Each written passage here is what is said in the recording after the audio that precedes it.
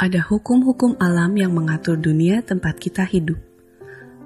Seperti matahari terbenam, bulan muncul, dan bintang bersinar di langit. Bumi dan planet terus berputar.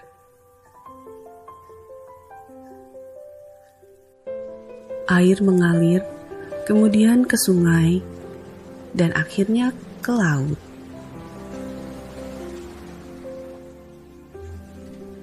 Saat musim dingin berlalu, musim semi tiba dan bunga-bunga bermekaran. Seperti kita melihat hukum alam ini di dunia, ada juga hukum rohani antara Allah pencipta langit dan bumi dan manusia. Tuhan Allah mengasihi saudara dan mempunyai suatu rencana yang indah bagi hidup saudara.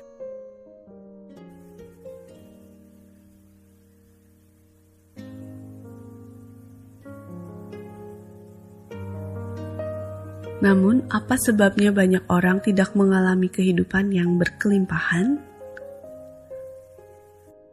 Manusia penuh dosa dan terpisah dari Tuhan Allah, sehingga ia tidak dapat mengetahui dan mengalami kasih dan rencana Allah bagi hidupnya. Manusia diciptakan untuk bersekutu dengan Tuhan Allah, akan tetapi karena kekerasan hatinya, ia memilih jalannya sendiri, sehingga persekutuannya dengan Tuhan Allah terputus. Menurut Alkitab, kekerasan hati untuk memilih jalan sendiri dan ingin bebas dari Tuhan Allah disebut dosa dan diwujudkan baik dengan sikap melawan maupun dengan sikap masa bodoh. Dosa ini menyebabkan jurang yang memisahkan kita dari Tuhan.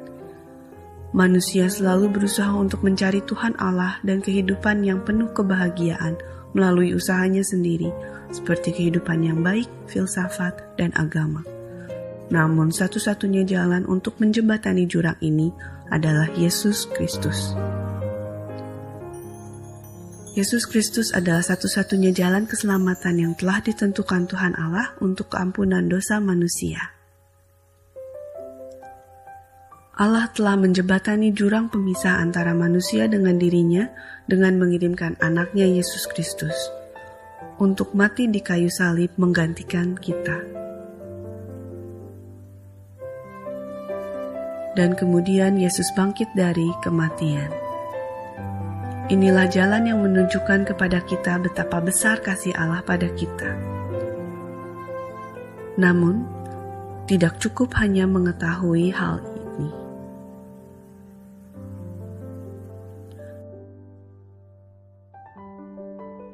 Kita harus menerima Yesus Kristus menjadi juru selamat dan Tuhan kita dengan mengundangnya secara pribadi.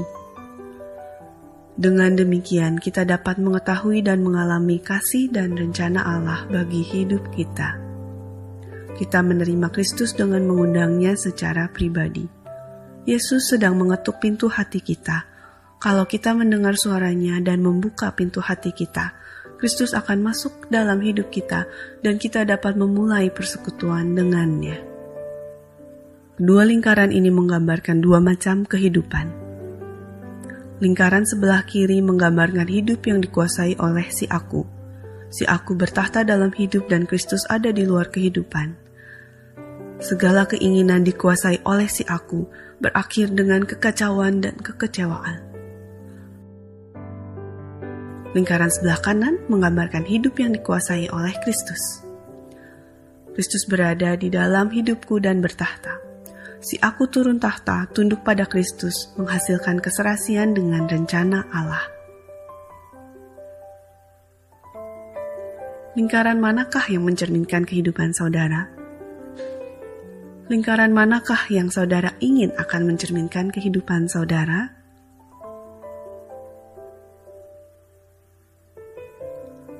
Saudara dapat menerima Kristus sekarang juga dengan doa berdasarkan iman. Doa adalah percakapan dengan Tuhan. Tuhan mengetahui isi hati saudara dan tidak bergantung pada kata-kata saudara.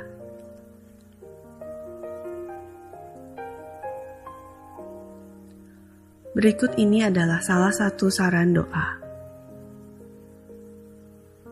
Tuhan Yesus, saya memerlukan Engkau. Terima kasih karena telah mati di salib untuk mengampuni dosa-dosaku. Saya membuka pintu hatiku dan menerima Engkau sebagai Juru Selamat dan Tuhanku. Terima kasih karena mengampuni dosa-dosaku dan memberiku hidup kekal. Kuasailah tahta hatiku. Bentuklah saya menjadi seorang pribadi yang sesuai dengan kehendak-Mu.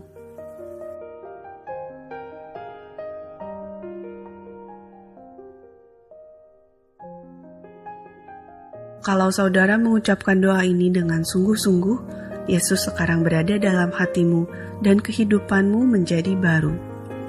Dosa-dosa saudara telah diampuni, saudara memiliki hidup kekal dan menjadi anak Tuhan.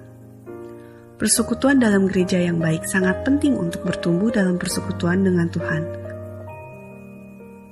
Kalau ada beberapa potong kayu bersama-sama terbakar, maka nyalanya besar. Tetapi jika salah satu potong diambil dan dibiarkan sendirian, padamlah apinya.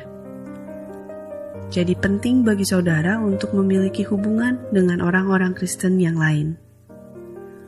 Hubungilah atau kunjungi gereja yang berdekatan di mana Kristus diagungkan dan firman Allah diberitakan. Bersama-sama dengan orang-orang Kristen di gereja, saudara akan bisa mempelajari tentang Yesus Kristus dan hidup dalam kelimpahan seperti yang Tuhan kehendaki.